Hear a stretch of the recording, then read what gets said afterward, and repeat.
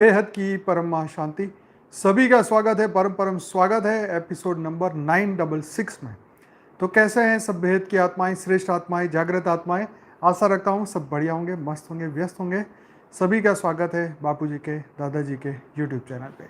मैं हूं अनंत और सभी का स्वागत करता हूं लाइव मेडिटेशन रात को 10 से 11 में।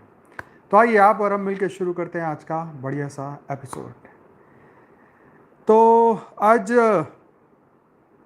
एक संदीप महेश्वरी का एक एपिसोड सुना, आज ही अपलोड हुआ। साउंड ऑफ साइलेंस के ऊपर वो बात बता रहे थे, पर बहुत ज़्यादा कन्फ्यूज़न था उसमें। तो मतलब वो काफ़ी टाइम से इसके ऊपर बात कर रहे हैं, लेकिन साउंड ऑफ साइलेंस जैसी जो चीज़ है वो सिर्फ निरसंकल्प अवस्था ही हो सकती है। कानों से सुनी हुई, आँखों से देखी हुई, इस सेंसेस से अनुभव की हुई कोई भी ऐसी चीज़ जो आप कहो जी मेरे अंदर वाइब्रेशन हो रहा है या मेरे चक्र घूम रहे हैं, ऐसी अनुभूति हो रही है, या मुझे तो ऐसी देह के लेवल पे कोई भी अनुभूति अगर आपको हो रही है तो रियल में इसका कोई महत्व नहीं है, राइट। कोई कहता है मेरा यहाँ ऐसे ऐसे ऐसे ऐसे हिल रहा है, कोई कह रहा है मेरी आंखें ऊपर हो रही है, कोई कह रहा है मुझे प्रकाश दिख रहा है।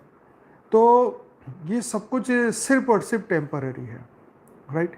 जब तक आप इस संसार को नहीं समझेंगे, हाँ, तब तक आप उस साउंड ऑफ साइलेंस, जिसको निरसंकल्प अवस्था में अपनी भाषा में बता रहा हूँ, वो कौन सी भाषा में बता रहे वो उनको पता, पर काफ़ी कंफ्यूजिंग था वो पार्ट। पर रियल में ज्ञान के बिना, राइट, हाँ, उन्होंने काफ़ी वेदांत की बातें भी उठाई और कुछ महापुरुषों के कोट उठाए, उनके बारे में बात भी बताई। पर देखो ये बात समझने की बात है कि हर एक साधु संत महात्मा, दिव्य आत्मा, चैतन्य आत्मा, योग प्रैक्टिशनर, मेडिटेशन सिखाने वाले, ऐसे ढेरों लोग हैं। आप विदेश के लोगों के अगर आप वीडियो देखेंगे तो आप और कंफ्यूज हो जाएंगे, क्योंकि उन्होंने एक नई चीज़ को समझाने की कोशिश की है। किसी ने साइलेंस को समझाने की कोशिश की है।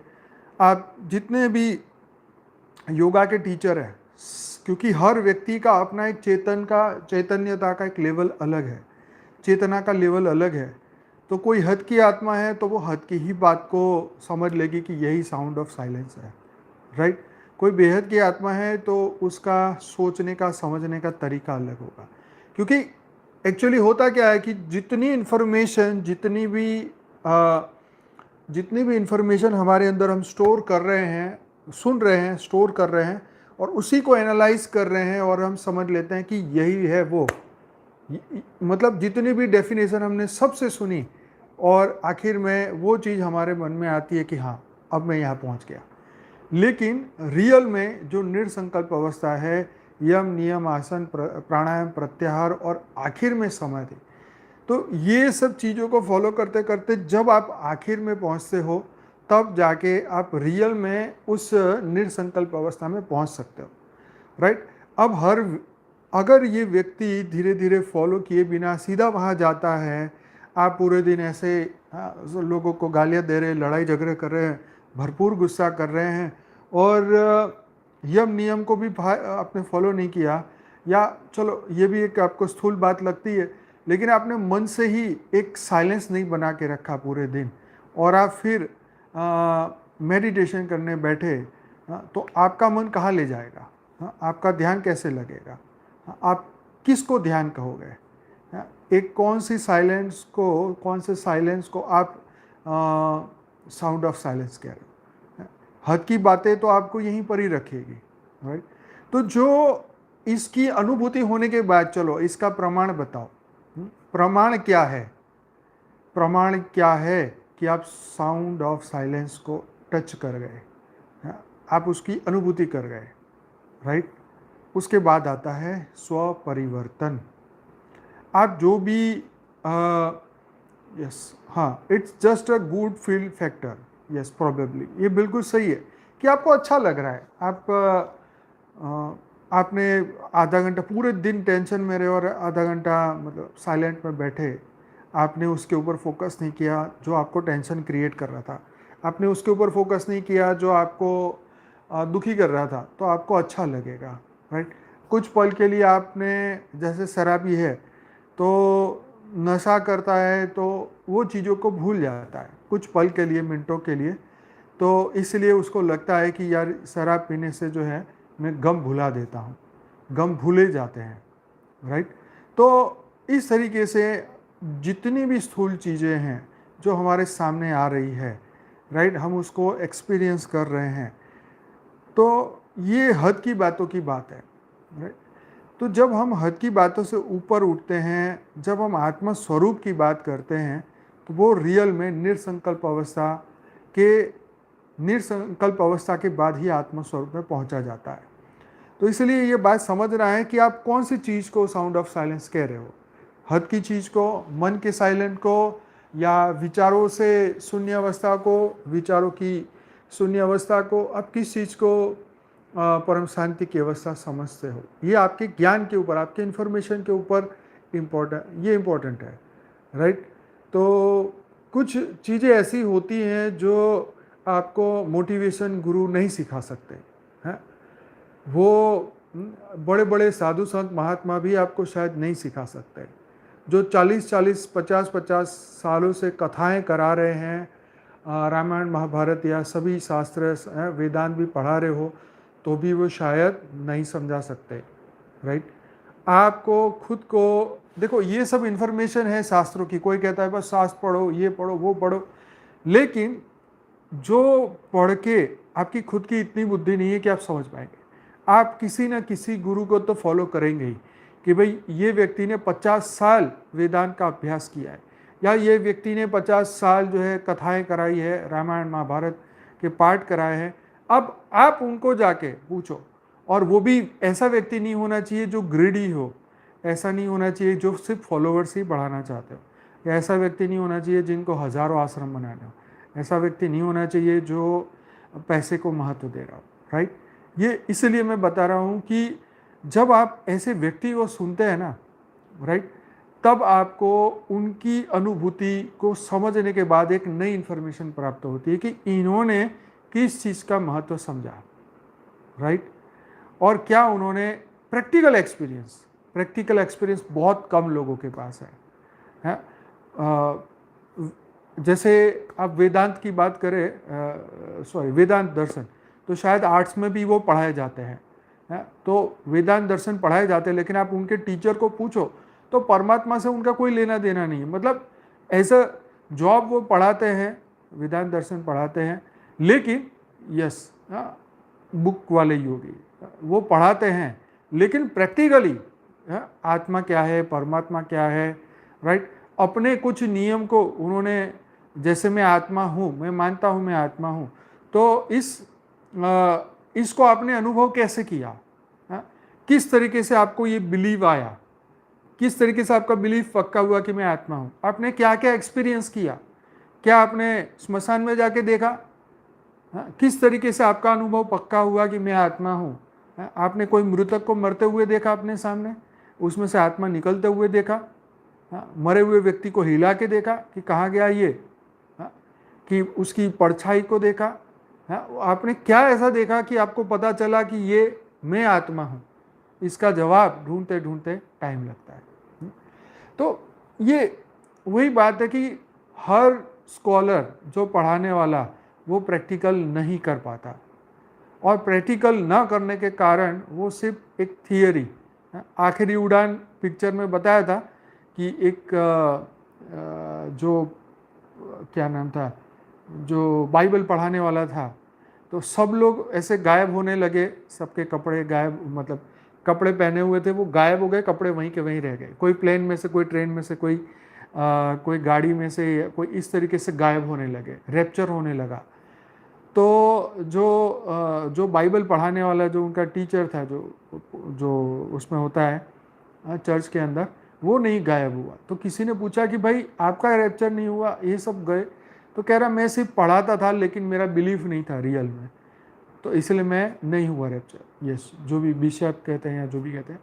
तो कहने का मकसद ये है कि प्रैक्टिकल, जब तक आप उस मन की अवस्था को, शुद्धता की अवस्था को पहुंचने के लिए अगर आप कुछ जीवन में त्याग नहीं करते तो आप वहां तक पहुंच ही नहीं पाते। आप सिर्फ एक बिजनेसमैन हैं और बहुत बहुत बड़े बिजनेस कर रहे हैं और आप कहो जी मैंने वो साउंड ऑफ साइलेंस को टच कर लिया, मैंने फील कर दिया। आप सुबह से शाम तक 1000 लोगों को मिल रहे हो, राइट? आप सुबह से शाम तक हज़ारों लोगों को मिल रहे हो, सिर्फ पूरे दिन बिजनेस की बातें हो रही है और आप कहो जी मैंने तो ये कर लिया वो कर दिया। तो ये सिर्फ बातें हैं और कुछ नहीं। मैं प्रैक्टिकली बता रहा हूँ, अपनी बात बता रहा हूँ। जब मैं कई बार बापूजी को फोर्सफुली कहता हूँ कि नहीं बापूजी आपको मिलना ही चाहिए, सबको पर्सनली मिलो, बुलाओ, उनको थोड़ा समझाओ, बापूजी ने एकदम साफ हमेशा मना कर देते हैं कि मैं जो तपस्या में कर रहा हूँ, मैं किसी के सामने जाना नहीं चाहता हूँ, मैं किसी को भी नहीं मिलना चाहता हूँ, चाहे वो जो कुछ भी करना चाहे। मेरा काम है ज्ञान देना, लेकिन जो मैं कर रहा हूँ उसमें मैं किसी के ओरा में भी नहीं आना चाहता, या मैं किसी की अपने ओरा को, जैसे बापूजी ने अपने अपने ऑलरेडी एक वीडियो में बोला है कि मैं अपने ओरा को भी सील रखूँ, किसी के संकल्प ना है, राइट? ये बहुत इम्पोर्टेंट है कि आप जीवन में किन किन को मिल रहे हो, राइट? आप किन को याद कर रहे हो, किन से बातें कर रहे हो, क्या कर रहे हो, ये बहुत इम्पोर्टेंट है, राइट? आप एक दिन देखो, एक दिन गुप्त में रह के देखो अपने ही रूम में, उस दिन आपकी मन की अवस्था को खुद देखो, और एक दिन आप वैसे तो नॉर्मल लाइफ में काम करते ही, उस दिन देखो फ़र्क कितना पड़ता है। अगर आप एक हफ्ते के लिए गायब हो जाओ अपने शहर से, देश से, या कहीं से भी, और एक ऐसी जगह चले जाओ जहाँ पे एक ऐसा जंगल टाइप जगह हो, वहाँ चले जाओ, तो एक हफ्ते के अंदर आप अपने आप को नए एक इंसान को आप पहचानोगे, अपने आप को एक नए इंसान को पहचानोगे जब आप किसी के ओरा में नहीं आ रहे, और तब आप एक तपस्या कर रहे हो तो एक आप नए इंसान को देखोगे, राइट? खैर, ये बातें इसलिए बता रहा हूँ सिर्फ समझाने के लिए, कि आज हम मोटिवेशन टीचरों को या मोटिवेशन बात करने वालों को, या जिनके हज़ारों लाखों करोड़ों फॉलोअर है, उनको हम उन गुरु को सत्य मान के उनकी बातों के ऊपर यकीन करके वो जो पढ़ाते हैं, वो जो समझाते हैं, उनकी बात को मानते हैं। क्यों? क्योंकि उनके ऊपर करोड़ों व्यू है, लाखों उनके सब्सक्राइबर है, करोड़ों उनके सब्सक्राइबर है। बातें बहुत ही बड़ी है, पर रियल में, प्रैक्टिकल में जब बात आती है तो वो नहीं सत्य तक पहुंच पाते हैं, राइट? मेरा यहाँ किसी को ये कहने का मकसद नहीं है कि आप उनको ना देखो ना सुनो। मैं कहता हूँ सुनो, समझो, अपने आप को देखो, प्रैक्टिकल करके देखो, राइट? जब तक मैं खुद प्रैक्टिकल नहीं करता था, मेरे को जब तक मैं प्रैक्टिकली नहीं समझ में आता था, मैं नहीं बोलता था, मैं चुप रहता था, क्योंकि जब तक तुम ना बोल पाओ, ना समझ पाओ, तो बोलने का फ़ायदा है क्या?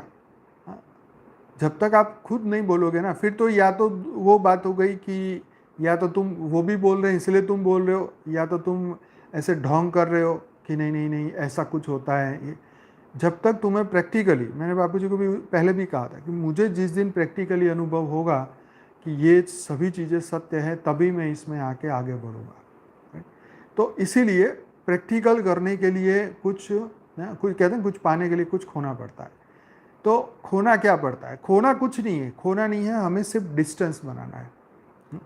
ऐसा नहीं है कि मतलब हर दिन बनाओ, डिस्टेंस बनाओ, मतलब एक अनुभूति करने के लिए, आत्मा की उस जागृति अवस्था तक पहुंचने के लिए कुछ दिन के लिए कुछ लोगों से थोड़ा डिस्टेंस रखो, मेल जोल थोड़ा कम करो, साइलेंस में थोड़े ज़्यादा रहो, आत्मा के ऊपर फोकस रखो कि मैं एक दिव्य आत्मा हूँ, अफर्मेशंस करते जाओ। और फिर अपनी, क्योंकि ये सब चीज़ें क्या करेगी, आपको अपने मन की शुद्धता तक पहुँचने में हेल्पफुल होगी। इससे नहीं, ऐसा नहीं कहूँगा कि इससे आपका आत्मस्वरूप पहुँच ही जाओगे। जरूरी नहीं है कि आप 15 दिन गायब हो गए या आप विपस्यना में चले गए, वहाँ जाके भी आपने ये कहे किया तो आपका हो ही जाएगा, ऐसा भी नहीं है। क्योंकि इस हमारे जो सूक्ष्म शरीर में जो कर्म बंधन, जो सूक्ष्म कर्म आपके सामने आ रहे हैं, उसको आपको हर पल लड़ना है, उसके सामने फाइट करना है। तुम जंगल में भी जाओगे तो कर्म बंधन तो आएंगे ही ना सामने। हाँ, कर्म बंधन ना सही तो कोई शेर आ गया, कुत्ता आ गया, बिल्ली आ गया, कोई जंगली जानवर आ गया, तो भी तो तुम्हारे अंदर भय जो पड़ा है वो तो पैदा होने ही वाला है ना। बताओ क्या नहीं होगा वो? तुम्हारे कर्म बंधन के हिसाब से क्या तुम जंगल में चले जाओगे तो क्या तुम कर्म बंधन से मुक्त हो जाओगे? क्या तुम जीवन मुक्त हो जाओगे? क्या तुम्हें मोक्ष मिलने वाला है? हाँ, जब वो भागवत वाली बात जो उस महाराज ने की थी वो सुन के मुझे जबरदस्त लगा कि एक पापी व्यक्ति का तुम गया में जाके मोक्ष करा रहे हो तो क्या वो हो जाएगा? हाँ? उसका मन बदल जाएगा? क्या वो स्वर्ग में चला जाएगा?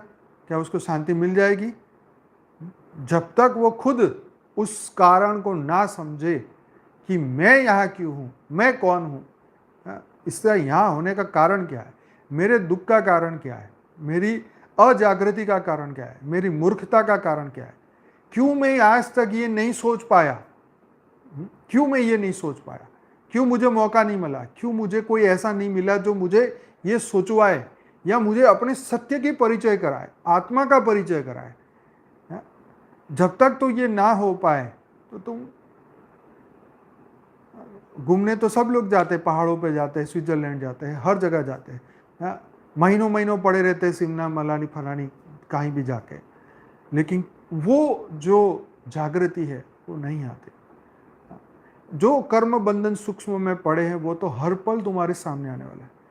यहाँ पे मैं इसलिए ये बातों को कह रहा हूँ कि चाहे तुम जंगल में हो चाहे तुम घर में हो, यहाँ पे मैं सिर्फ ये बताना चाह रहा था कि आप जितना लोगों से डिस्टेंस रखोगे उतनी बेहतर अपने आप को जान पाओगे, आपकी अंदर की सच्चाई को आप जान पाओगे, आपके भीतर की उस लेवल को तुम जान पाओगे, राइट।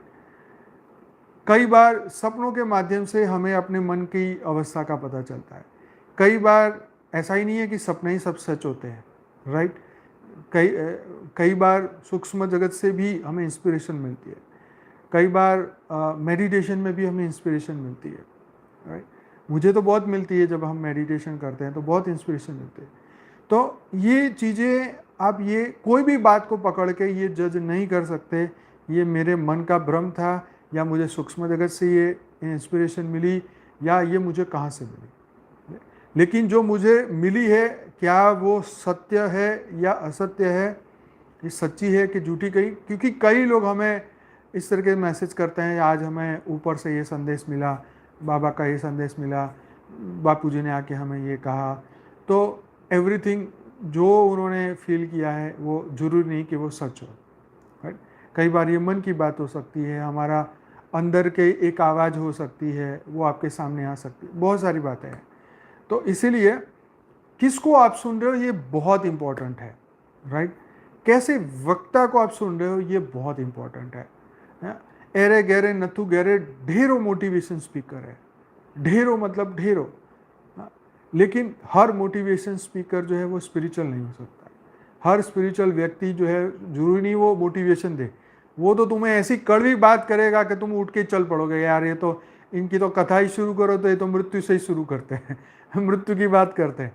तो भाई सत्य तो यही है ना, आत्मा की बात करे है तो वो कहेगा जी इनकी बातें में तो मज़ा ही नहीं है, ये तो कहते हैं कि सब कुछ झूठ है और हमें तो ये सब सच दिख रहा है। तो जो दृष्टि हमें इस दुनिया ने दी है या हमारे माँ बाप ने दी है या जो अज्ञानियों ने हमें दृष्टि दी है, हम उस दृष्टि को लेके चल रहे हैं, उस चश्मे को पहन के देख रहे कि दुनिया तो लाल है, दुनिया तो हरी है, काला चश्मा पहना है तो दुनिया तो काली दिख रही है, प्रकाश ही नहीं है, अंधेरा ही है चारों। तो जो दुनिया ने चश्मा पहनाया वो हमने पहना और फिर जो है यस हम फिर कहते हैं कि दुनिया में तो ये है। तो किसका चश्मा आपने पहना है, किसकी बात समझ में आ रही है, आप किन को सुन रहे हैं, कौन है वो, उनका सोर्स क्या है, राइट। सोर्स जाने बिना क्या करेंगे बताओ। अब दादा लेखराज ने दादी में प्रवेश करके बोल दिया जी मैं शिव हूँ और मैं धरती पे आया हूँ, बच्चों को जागृत करने आया हूँ, विनाश होने वाला है, ये होने वाला है। हमने मान लिया क्योंकि हमारे पास इतनी शक्ति नहीं कि हम ये जान पाए कि उनका सोर्स क्या है, राइट। तो ऐसे ही बहुत सारी संस्थाएं, अब विनाश के नाम पे इतनी बड़ी संस्थाएं बन गई, चल पड़ी लोग, क्योंकि सत्य तो मतलब ये तो लोगों को पता है ना, आज नहीं तो कल ये चीज़ें होगी, तो लोग फॉलो करने लगे, जानने लगे, समझने लगे।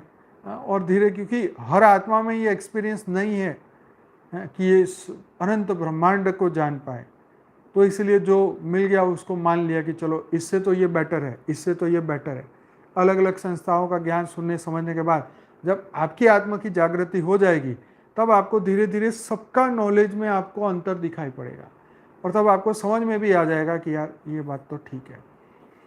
तो आत्मा में जो रिकॉर्डिंग है या आत्मा जागृति होगी, जो भीतर जो कनेक्शन है, जिन जिन से भी कनेक्शन है, वो एक बार जुड़ जाएगा तो फिर उन्हीं की बात हमें सत्य लगेगी और फिर हम उन्हीं को ही फॉलो करेंगे। इसलिए हर संस्था के, गुरुओं के, सबके फॉलोअर्स हैं। तो कहने का मकसद ये है कि उस सत्य तक जानना, पहुंचना, समझना। बहुत सारे लोगों को सुन के कन्फ्यूज़न भी पैदा होता है। बहुत सारे लोगों को सुनने के बाद हमें लगता है नहीं ये बात इनकी सही है। तो इसीलिए अल्टीमेटली बात आ जाती है सोर्स की, कि उनका सोर्स क्या है। जैसे भगवान कृष्ण ने गीता में कहा है कि मैं ही वो सोर्स हूँ, मैं ही वो परमात्मा हूँ, राइट। मैं ही वो परमात्मा हूँ जिन्होंने इन सबको बनाया। यही आदि और यही है, सभी मेरे भीतर समा रहे और मेरे में से निकल रहे। इस सृष्टि को बनाने वाला मैं हूँ। तब हमें समझ में आ गया, अरे बाबा ये तो भगवान है, स्वयं भगवान खुद अपनी पहचान दे रहे हैं, राइट, और अपने ज्ञान से लोगों को समझा रहे हैं।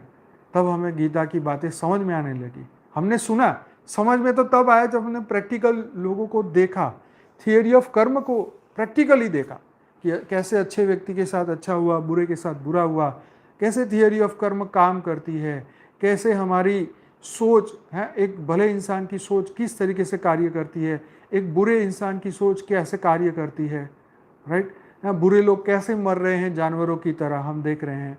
कैसे अच्छे लोगों के साथ अच्छा होता है, कैसे अच्छे लोगों के साथ चमत्कार होते हैं, या जो कुछ भी आप जितना भी समझ पाओ तो आप प्रैक्टिकली थियोरी ऑफ कर्म को समझ पाओगे। हम देखते हैं समाज में बड़े अच्छे लोग भी है, बुरे लोग भी है। बुरे लोग के साथ बुरा होता है वो भी हम देखते हैं, अच्छे लोगों के साथ अच्छा होता है ये भी हम देखते हैं। तो ये हमें एक धरती लोक की दृष्टि की बात है। कर्म, थियोरी ऑफ कर्म हम देखते हैं तब हम समझ में आता है, अरे हाँ देखो भगवान ने तो पहले ही बोला है गीता में, कृष्ण भगवान ने तो ये पहले ही बोला है। हाँ, फिर जब हम रीबर्थ को देखते हैं, हाँ, पुनः जन्म को देखते हैं, हाँ, एक ऐसे बच्चे को जन्म लेते हुए देखते हैं जो बचपन में ही बीमार है, उसके अंदर कमियां हैं, हाँ, उसके अंदर रोग और शोक है। तो ये हम देखते हैं तो मनुष्य मजबूर हो जाता है कि यार ऐसा तो क्या हुआ कि इस बच्चे के साथ ऐसी चीज़ हुई। या फिर हम थियोरी ऑफ कर्म को समझ जाते हैं कि भाई हाँ इसने जरूर से कोई ना कोई कर्म का बंधन तो रहा होगा। फिर हम ये भी समझते हैं कि मनुष्य बहुत छोटी उम्र में भी शरीर छोड़ देता है। तो जन्म को कोई नहीं समझ पाता, तो कोई मृत्यु को नहीं समझ पाता। कोई बचपन में ही कुछ दिनों में मर जाता है, कोई 100 साल तक नहीं मरता। आप देखो चाइना में भी अभी भी 125 साल के लोग बैठे हैं, पता नहीं कितने साल के लोग बैठे हैं, पूरी जिंदगी कीड़े मकोड़े खाएं तो भी वो मस्त जीवन जी रहे। कई लोग हमने ऐसे दिए कि पूरी जिंदगी सिगरेट पिए, सुट्टी पीते रहे, दारू पीते रहे, तो भी आज भी उनका बाल बाका नहीं हुआ, उनका बाल काले हैं, सफ़ेद भी नहीं हुए। और ऐसे ऐसे लोग बैठे हुए हैं। तो हम क्या समझे कि क्या उन्होंने ज़्यादा पुण्य कर लिए? तो ठीक है, कर्म बंधन है, अच्छे हैं। जानवर भी, कछुआ भी 100 साल जीता है, 200 साल भी जीता है। तो ऐसे ये कोई नवी बात नहीं है कि कोई ज़्यादा जी गया तो क्या हुआ, किसी ने ज़्यादा सिगरेट पी ली और कुछ नहीं हुआ तो क्या हुआ, किसी ने ज़्यादा शराब पूरी ज़िंदगी पीते रहे तो भी स्वस्थ है, मस्त है। तो ये चीज़ों को, इसके साथ कोई कंपैरिजन ही नहीं है।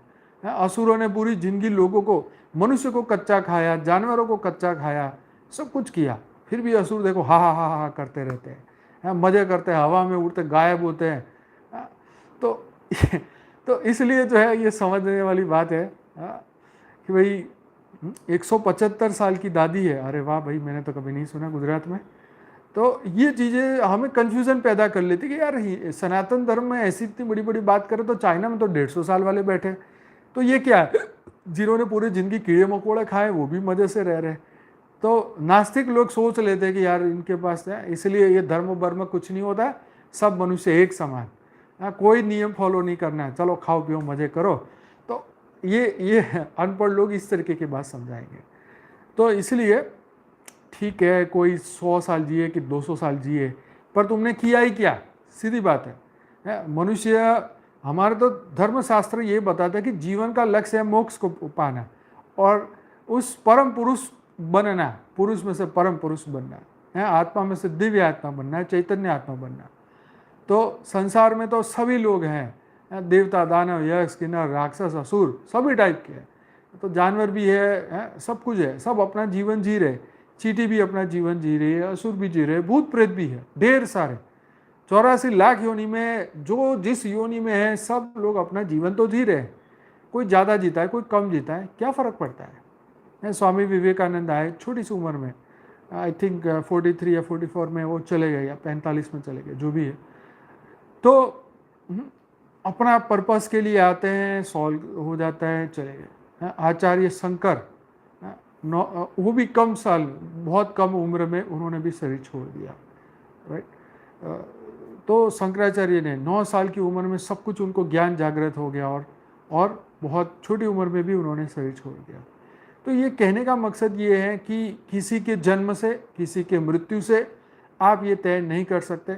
हम कई साधु संतों को देखते हैं, बड़े अच्छी उम्र उनकी होती है, तो हमें लगता है कि ऐसा जीवन जीना चाहिए तो हम निरोगी काया को प्राप्त करें, या हम स्वस्थ रह सकें, या हम उनकी तरह आसान से अच्छा जीवन जी सकें। लेकिन जीवन, अच्छा जीवन जी के तुमने किया क्या? सबसे बड़ी बात तो ये है, जिस ज्ञान की प्राप्ति के लिए तुम धरती पे आए हो, शुरुआत गीता से होती है, और गीता ही हमने, मृत्यु से पहले पहले तो गीता भी कोई नहीं पढ़ता। तो बताओ, उस जीवन में तुमने क्या पाया और क्या खोया? उस सत्य को जाने बिना तुम यहाँ से चले गए, और तुम्हारे पीछे हजारों दान पुण्य सब कुछ हो रहा है, तो क्या होगा तुम्हारा? यस, हाँ, जितनी ज़्यादा टेंशन है उतनी ज़्यादा एज उतनी कम ही होनी चाहिए, लेकिन ऐसा नहीं है। तो सब कुछ प्रकृति के विरुद्ध भी हो रहा है, और प्रकृति के साथ भी हो रहा है। इतने पाप कर्म करने वाले लोग भी लंबा जीते हैं, मरते नहीं हैं। आप देखो ना, कई बार हम ऐसे पॉलिटिशियन लोग देखते हैं जिन्होंने पूरे इंडिया का सत्यानाश कर दिया, भारत का सत्यानाश कर दिया, और तो अभी लंबी उम्र जी रहे हैं, उनका एक बाल भी सफ़ेद नहीं हो रहा है, उनका बाल भी बांका नहीं हो रहा है। तो उनके पीछे क्या है? वो असुर राज है, तो उनको कुछ होने वाला नहीं है। तो उस वक्त आपको लगेगा कि यार ये कौन सा उनको नियम हम फॉलो करें, कौन से नियम से ये इतना पावरफुल जी रहे हैं, इतना इंडिया को बर्बाद कर दिया, और वो भी तो भी कुछ नहीं हो रहा है। तो ये सोचने वाली बात है। कई बार हम नहीं कहते ये तो मोटी चमड़ी का है, जड़ प्रकृति का है, इसको कुछ फर्क ही नहीं पड़ता है, तुम जितना मर्जी बोलो कोई फर्क नहीं पड़ता है, इधर से सुना इधर से निकाल। मतलब वो लोग अपनी मस्ती में मस्त रहते हैं, अपने ईगो में मस्त रहते हैं। देखो मेरे कितने फॉलोअर, देखो मेरे पास कितने पैसे, देखो मेरे पास कितने दौलत, धन दौलत, ये तो वो अपने उसमें मस्त रहते हैं। हालांकि कोई यहाँ से लेके जा ही नहीं सकता, फिर भी वो उसमें मस्त है ना। तो ठीक है, तो हमें इस पे ऑब्जर्वेशन नहीं करना कि देखो ये किस तरीके से हो रहा है। ठीक है, हम देखते हैं तो कॉन्शियस माइंड तो ऑब्जर्व कर रहा है कि यार इसको थियोरी ऑफ कर्म लागू नहीं पड़ता है, ये राक्षसों को नहीं पड़ता है, कच्चे चबा जाते हैं मनुष्य को। तो इस धरती पे, इस मृत्यु लोक में बकरे की माँ कब तक खैर मनाएगी? बताओ। कोई साधु संत के पास जाके तुम्हारी किसी मनुष्य की मृत्यु दिखाई दे रही कि अब तो ये बंदा जाने वाला है, साधु संत पास पहुंच गए, आशीर्वाद मांगा कि भाई इनको ठीक कर दो, तो ज्ञानी होगा तो क्या बोलेगा कि बकरे की माँ कब तक खैर मनाएगी? ये बकरा तो एक दिन कटना ही कटना है। तुम जी लो और 2 4 5 साल, क्या तुम जाओगे नहीं यहाँ से? कई बार ऐसा होता है कि प्लेन क्रैश हो जाता है तो बंदा उसमें से जिंदा निकल आता है, कुछ नहीं होता, लेकिन क्या वो आगे मरता नहीं? 2 5 10 20 साल बाद क्या वो मरता नहीं है? तो सत्य तो यही है ना, मृत्यु लोक में क्या और सत्य हो सकता है? तो ये सत्य को, जीवन मृत्यु, जय पराजय है, शोक हानि, थियरी ऑफ कर्म, रीबर्थ, कई चीज़ें हमें इस तरीके से बोल देती है कि भाई तुम इसको फॉलो करोगे तो तुम्हारा रीबर्थ नहीं होगा, और व्यक्ति जड़ता के साथ उसको फॉलो कर रहा है। लेकिन क्या उनके पूर्व कर्म, हमने जैसे हमने सुना कि धंधुकारी, एक व्यक्ति का तो हो ही नहीं रहा था, लेकिन फिर उसको ज्ञान दिया गया तो 7 दिन में उसको मोक्ष मिल गया, राइट, गोकर्ण और धंधुकारी की जो स्टोरी। तो कई लोगों के तुम 100 बार जाके गया में जाके मोक्ष कराओ, उनकी विधि कराओ, लेकिन उसका मोक्ष नहीं होता। जीते जी तुम उसके लिए कुछ ना करो, मरने के बाद सब कुछ करो तो भी नहीं होता।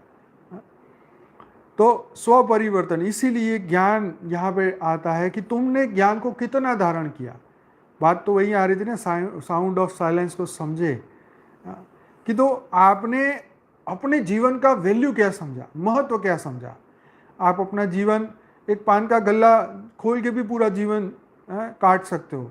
एक अच्छी पढ़ाई डिग्री करके खूब पैसे कमा के डॉक्टर इंजीनियर या कोई भी बड़ी डिग्री करके अच्छा पैकेज के साथ भी जीवन जी सकते हो, सब कुछ कर सकते हो जो तुम चाहो।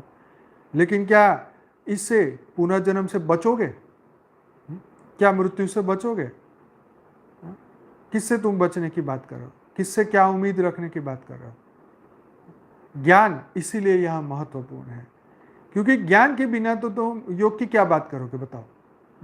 फिर तो तुम आंखें बंद करके बस अब साइलेंट में बैठे रहो, एक बढ़िया सा म्यूजिक बज रहा है, तुम उस सत्संग में जाके बैठ जाओ, वहाँ बांसुरी बज रही हो, आंखें बंद कर दिया, तुम बांसुरी का आनंद ले रहे हो, तुम्हें लग रहा है अरे बड़ा मज़ा आया, क्या बात है क्या बात है, गजब की शांति मिली। तो भाई आपने मन को थोड़ी देर के लिए शांत किया, इसलिए आपको शांति तो मिल गई, लेकिन वो शांति टिकेगी कितने दिन, कितनी घड़ी, कितनी मिनट? क्या आपको ये शांति में जाने से क्या आपके सपने, बुरे सपने आने बंद हो जाएंगे? या आपके जीवन में से दुख समस्याएं खत्म हो जाएगी? क्या कोई इसके 101% गारंटी दे सकता है कि ये करने के बाद जो है तुम चिरंजीवी बन जाओगे? वो सती जो सत्यवान और सत्यवती, जो सत्यवान को मौत के मुख से वापस ले आई, लेकिन आज वो कहाँ है? कहाँ है वो सत्यवान और कहाँ है वो सत्यवती? युग बीत गए, वो कितनी बार जन्म भी ले चुके होंगे, कुछ साल का एक्सटेंशन मिल भी गया, साधु संत से आशीर्वाद ले लिया तो थोड़ा और एक्सटेंशन मिल गया, चलो ठीक है 2-5 साल जीवन के और मिल गए तुम्हें, अच्छे डॉक्टर के पास चले गए तो थोड़ा जीवन और बढ़ गया। लेकिन इससे क्या क्या मोक्ष मिल जाएगा? कोई गारंटी है मोक्ष की? स्व परिवर्तन की, स्व परिवर्तन तो खुद ही करना पड़ेगा। मतलब तुम विदाउट ज्ञान तुम योग की बात करने जाओ तो भैया बहुत मुश्किल है, बहुत मुश्किल है। सिर्फ उल्लू तुम जरूर बन सकते हो, या तुम मेडिटेशन में सबसे पहले एक शांति की अनुभूति कर सकते हो, पर तुम परम शांति को पाने के लिए तो तुम्हें ज्ञान सुनना पड़ेगा। कई लोग ईमेल करते हैं कि भाई हमें मेडिटेशन सिखाओ। मैं उनको यही बोलता हूँ कि भाई तुम्हें मेडिटेशन रियल में सीखना है ना, तो पहले हमारा अनस्पोकन ट्रूथ का प्लेलिस्ट पूरा देखो, फॉर द बिगिनर्स के 26 वीडियो पूरे देखो, क्योंकि जब तक तुम्हारे पास वो सत्य की जानकारी, इन्फॉर्मेशन नहीं होगी, तब तक आपको कहाँ पे, लक्ष्य पे, किस संकल्प के ऊपर आपको काम करना है कैसे पता चलेगा? आप तय कर क्या कर पाओगे? जब तुम तय नहीं करोगे तो तुम्हारा योग वास्तव में लगेगा क्या? मतलब हम योग से पहले संकल्प करते हैं कि मैं एक दिव्य आत्मा हूँ और मैं अपने परमात्मा से, अपने क्रिएटर से जुड़ चुका हूँ, राइट? तो जब तक मैं ये संकल्प कर किए बिना मैं योग में बैठूंगा तो मेरा तो मन भटकता ही रहेगा। मान लो मैंने एक बढ़िया सी बांसुरी का म्यूजिक लगाया तो थोड़ी देर के लिए तो मन खुश हो गया कि हाँ बहुत मज़ा आ रहा है, मज़ा आ रहा है, मज़ा आ रहा है, शांत हो रही, शांति लग रही है। लेकिन वो मज़ा, उस मज़े से आपके शरीर के सेल को तो भी अच्छा लगेगा, क्योंकि आप टेंशन से मुक्त हो गए हो, स्ट्रेस से मुक्त हो गए हो, तो आपको आंखें खोलोगे आधे घंटे बाद तो लगे अरे वाह मेरा तो टेंशन खत्म हो गया, मैं तो बड़ी शांति मिली। लेकिन वो शांति ही है, वो परम शांति नहीं है। मन को आपने कुछ देर के लिए रिलीफ दे दी, आपने शराब पी लिया तो कॉन्शियसली तो सब भूल गए, तो आपको तो उस वक्त तो शांति मिल गई कि भाई शराब पीने से बड़ी शांति मिलती है, तो क्या पूरी दुनिया शराब पीने लगेगी? तो ये इसीलिए ज्ञान की आवश्यकता है कि हम हर चीज़ को प्रैक्टिकली समझे। नहीं तो कोई गुरु कहेगा अच्छा वो तो, जैसे हम सुनते हैं देखते हैं कि जो चलम फूकते हैं, कोई साधु संत जो है वो चलम फूकते हैं, वो कहते हैं तो चरस पीते हैं, गांजा पीते हैं, लोग ऐसी ऐसी बातें करते हैं। कोई कहता है ये तो भांग पीते रहते हैं, शिव जी भांग पीते थे, ये पीते हैं, ऐसे नशा करते हैं, तो नशा करके परमात्मा को याद करते हैं। तो देखो सबकी ये धरती लोक पे हजारों स्टाइलें हैं सबकी अपना अपना करने की, लेकिन सत्य को जानने की, सत्य को अनुभव करने की, परम शांति को पाने के लिए तो तुम्हें परम परम ज्ञान को सुनना ही पड़ेगा। बाकी टेम्पररी रिलीफ देने वाले तो बहुत है। तुम्हें सर दर्द मिलता है, हो रहा है, तुमने जाके एक गोली खा ली तो डेफिनेटली वो गोली का असर रहेगा, तब तक तो शांति होगी, लेकिन फिर वही सर दर्द तो हो ही जाएगा। कर्म का बंधन आया है, आपने थोड़ी देर के लिए योग कर लिया, शांति मिल गई, तो वो तब तक तो रुका रहा, लेकिन मन जैसे ही उस योग से बाहर आओगे मन फिर बेचैन हो जाएगा, क्योंकि सूक्ष्म कर्म तो हर पल आ ही रहे हैं आपके सामने। हाँ? लेकिन अगर आप ज्ञान से आप उसकी समझ पा लो ना, तुम ये सोच के बैठो कि कल सुबह तो सूरज उगना ही नहीं चाहिए, उगना ही नहीं चाहिए, उगना ही नहीं चाहिए, पूरी रात टेंशन में रहो, और तुमने तय कर लिया भगवान से, योग में संकल्प कर दिया कल तो भगवान सूरज उगना ही नहीं चाहिए। हाँ, तो तुमने कौन सी समझ इकट्ठी करी? तुमने अपनी मूर्खता इकट्ठी करी। तुमने उस नियम को नहीं समझा जो कुदरत के बनाए हुए नियम थे, और तुम अपनी ईगो को बढ़ाते रहे कि हाँ यही होने वाला, यही होने वाला, यही होने वाला है, और जिस दिन ना हुआ फिर तारीख पे तारीख तुम ये कहने लगो कि विनाश होने वाला है, विनाश होने वाला है, इस तारीख को होगा होगा होगा, लेकिन ना हुआ फिर।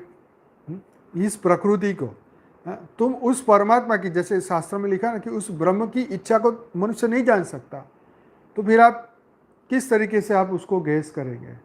फिर आप कहो जी मैं तो बहुत ध्यानी, मैं योगी, मैं तो सब कुछ जान जाता हूँ, मन की बात जान लूँ, मैं किसी का हाथ देखूँ तो मन सब कुछ देख लूँ। जैसे कहते हैं ना कि भाई ज्योतिष और आयुर्वेद के जो डॉक्टर होते हैं, क्या बोलते हैं उनको, आयुर्वेद वाले जो डॉक्टर, वो नाड़ी देख के पता कर लेते हैं कि मनुष्य ये भाई का रियल में वो कितने पानी में, क्या सच है क्या झूठ, मतलब एक्सपीरियंस होने के बाद। लेकिन तुम क्या करोगे? ये तो एक जन्म की हाथ की रेखाएं देख लोगे ना, पिछले जन्म की देख लोगे ज़्यादा से ज़्यादा, कई जन्मों की कैसे देखोगे, है ना? यस वैद्य, तो वैद्य पता कर लेता है कि तुम्हारी नस नाड़ी से इस शरीर में कैसा चल रहा है। तो यस बिना ज्ञान ये गति, उस परम गति को तो प्राप्त नहीं कर सकते। गति तो तुम्हारी कहीं ना कहीं तो हो ही जाएगी। तुम मनुष्य से बुरे कर्म करोगे तो जानवर बनने वाले, गति तो हो ही रही है। तुम यहाँ से एक नेक्स्ट लेवल पे चले जाओगे, थोड़ा ज्ञान ले लोगे तो एक मनुष्य से दान पुण्य किया है, थोड़ा सा नॉलेज अच्छा मिला है, तो तुम्हें कोई महाराज ने तुम कुछ अच्छा मंत्र दे दिया, तुम उसको फॉलो करते रहे, बुरे कर्म नहीं किए तुमने जीवन में, अच्छाई करते रहे, मानव सेवा करते रहे, तो डेफिनेटली स्वर्ग में जाना तुम्हारा तय है, कोई नहीं रोक सकता है, और तुम जाओगे, लेकिन वहाँ पर भी टेम्पररी रहोगे। फिर मान लो किसी ने मोक्ष के लिए बहुत साधना की तो चलो मोक्ष भी मिल गया, लेकिन जब ये प्रलय का टाइम खत्म होगा, या अर्थ प्रलय का टाइम खत्म होगा, या कल्प प्रलय का टाइम खत्म होगा, तो फिर जब सृष्टि नहीं बनेगी तो शिव फिर तुम्हें भेजेंगे धरती पे, जाओ बेटे, फिर ये संसार शुरू हुआ। इसलिए आर्य समाज वाले बोलते हैं तुम्हें 36 कल्प तक की मुक्ति मिल सकती है, इससे ज़्यादा नहीं। कोई कुछ बताता है, कोई कुछ बताता है कि मोक्ष भी परमानेंट नहीं है, टेम्पररी है। विष्णुपुरी में जाके जितने दिन तुम वहाँ कितने साल रहोगे उतना तुम्हारे मोक्ष, फिर वहाँ से नीचे भेज दिए जाओगे, फिर तुम फंस जाओगे। तो जितनी इन्फॉर्मेशन हम सुनते हैं शास्त्रों से रिलेटेड, गुरुओं से रिलेटेड, तो हमें इतनी ही मतलब टेम्पररी रिलीफ मिलनी शुरू हो जाती है कि चलो हम तो पूरी ज़िंदगी भगवान विष्णु का किया है, ध्यान किया, पूजा किया, पाठ किया, तो मरेंगे तो विष्णुपुरी में ही जाएंगे। कोई कहेगा हमने तो राम की भक्ति खूब की है तो हम तो साकेत लोक में जाएंगे।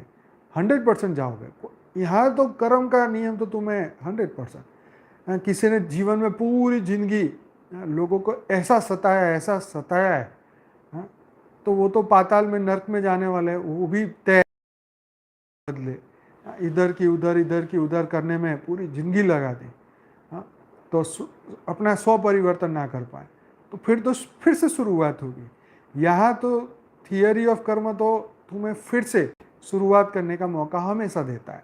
तुमने आज सत्य को समझ लिया, अपने आप को समझ लिया, तो तुम एक नेक्स्ट लेवल पे पहुँच सकते हो, सांप सीढ़ी की तरह, राइट। तुम्हें फिर मौका मिलेगा, एक सीढ़ी मिलेगी, कोई नया गुरु मिलेगा नए जन्म में, नया चांस मिल जाएगा।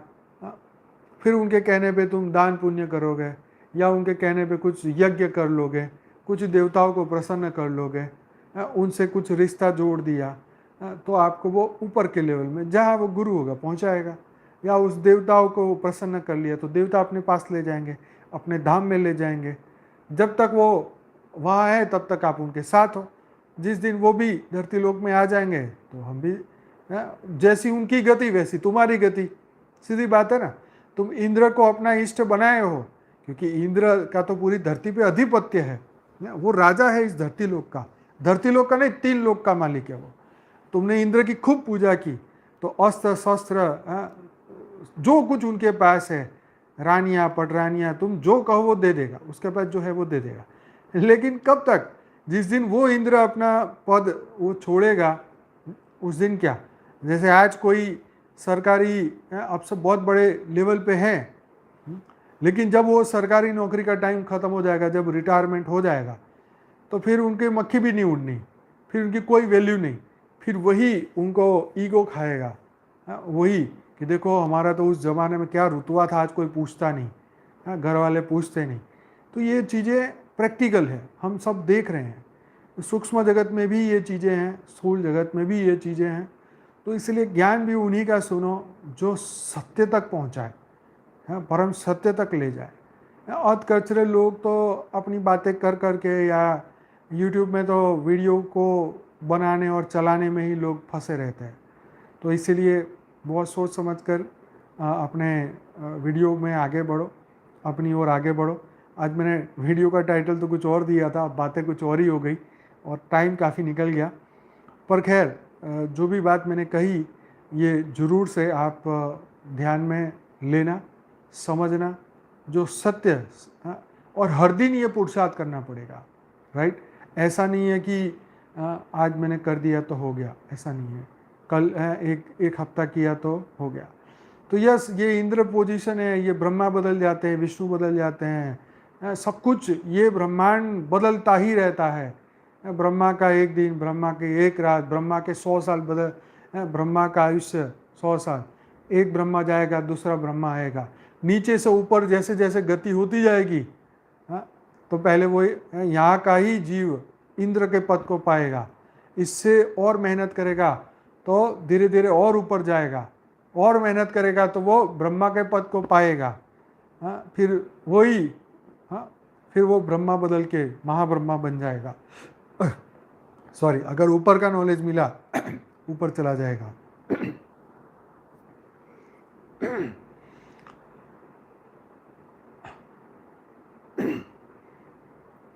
तो कहने का मकसद ये है कि ये सब डिग्रियां हैं, ये है पद, हमें इन चक्करों में नहीं पड़ना। जो इन चक्कर में पड़ता है वो फिर इस जीवन मृत्यु के चक्र से नहीं निकल पाता है। हाँ, तुम श्रेष्ठ योनि में चले जाओगे, ऊपर चले जाओगे, लेकिन यहाँ से मुक्त होने के लिए तो बेहद का ज्ञान चाहिए। तो जो लोग आज पहली बार आए हैं, इस YouTube चैनल पे, तो आप पहले तो सबसे पहले अनस्पोकन ट्रूथ का प्लेलिस्ट देखिए। उसमें कुछ 350 वीडियोस है, एक एक करके देखिए। अपने बिलीफ से उनको चेंज होता हुआ देखेंगे आप, परम सत्य तक पहुंचते हुए अपने आप को देखेंगे। ये जर्नी चलती रहेगी, आपके अंदर बदलाव आता जाएगा। डेली योग करें, जैसे शरीर को हर दिन नहाना धोना पड़ता है, साफ़ रखना पड़ता है, ऐसे मन को भी साफ़ रखिए, शुद्ध रखिए और आत्मस्वरूप को अनुभव करने में का प्रयत्न करिए। फिर जो साउंड ऑफ साइलेंस की जो बात है, धीरे धीरे धीरे आपको समझ में आएगी कि निर्संकल्प अवस्था ही साउंड ऑफ साइलेंस है रियल में। बाकी वो किस चीज़ को कह रहे हैं, अगर उनकी बात सुने तो वो ये कहते हैं कि धीरे धीरे आप सोच बंद कर दोगे तो अंदर से एक आवाज़ सुनाई देगा, शरीर में से अंदर से एक आवाज़ आएगा। वो आवाज़ शरीर के लेवल की बात नहीं है। यहाँ तो मन से भी ऊपर उठने का ज्ञान तो ये कहता है, मन से ऊपर उठो, मन की सोच से ऊपर उठो, बुद्धि से ऊपर उठो, जहाँ आत्मा ही हो जाए, मन भी आत्मा में लीन हो जाए, उसको आत्मस्वरूप की अवस्था कही गई है। उसको पाने के लिए ही मेहनत करनी पड़ती है, राइट। तो इसलिए हद की बातों को छोड़ो और बेहद की बातों में आगे बढ़ो, और धीरे धीरे आप देखेंगे आपके भीतर बहुत बड़ा परिवर्तन आएगा। तो चलिए, आज का एपिसोड यहीं समाप्त करते हैं और हम बात करते हैं अपने अब हम करेंगे बेहद का योग, बेहद की परम शांति की अनुभूति करेंगे और विश्व में परम शांति के वाइब्रेशन फैलाएंगे। परम लाइट, परम प्रकाश चारों ओर उतारेंगे। अपने भीतर, अपनी आत्मा में जो अनंत शक्तियां हैं उसे जागृत करेंगे। बेहद की कला के परम धाम से, बेहद के दादाजी से परम लाइट, परम प्रकाश को अपने लाएंगे, अपने भीतर उतारेंगे। अपने घर को लाइट हाउस बनाएंगे, परम प्रकाश से भरेंगे, परम शांति से भरेंगे। पूरे विश्व में परम शांति लेके आना है, परम लाइट, परम प्रकाश पूरी पृथ्वी पर लाना है। तो सभी बेहद की आत्माएं अपनी अपनी आंखें बंद करें, एकदम रिलैक्स हो जाए, चिंता, स्ट्रेस, तनाव से मुक्त हो जाए, परम शांति की अवस्था को प्राप्त करिए।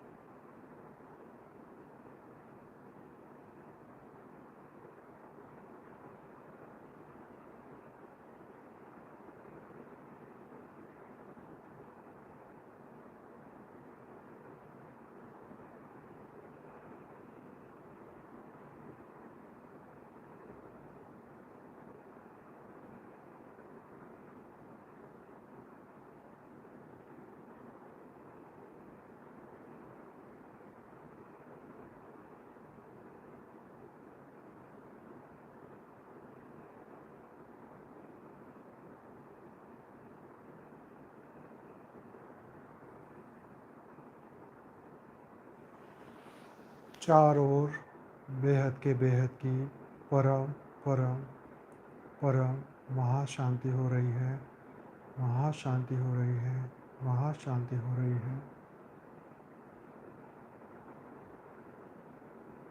पूरा विश्व परम शांति के वाइब्रेशन से भरता जा रहा है।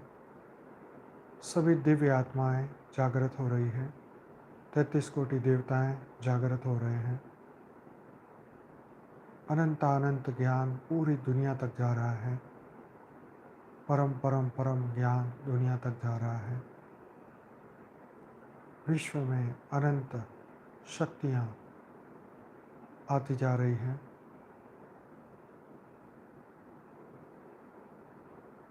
सभी 9 लाख बेहद की आत्माएं जागृत हो रही हैं।